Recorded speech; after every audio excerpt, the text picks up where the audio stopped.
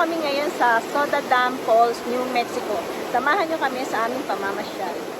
Today, we visit Soda Dam in Jemez, New Mexico, a popular tourist stop near the village of Jemez Springs.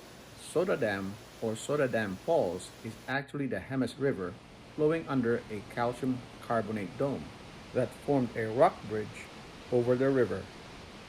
The dome is the result of thousands of years of calcium carbonate and travertine deposits via hot springs that bubbles to the surface. Looking underneath the surface of the water, we can still see evidence of water and air percolation. Join us as we explore the sights and sounds of Soda Dam, New Mexico.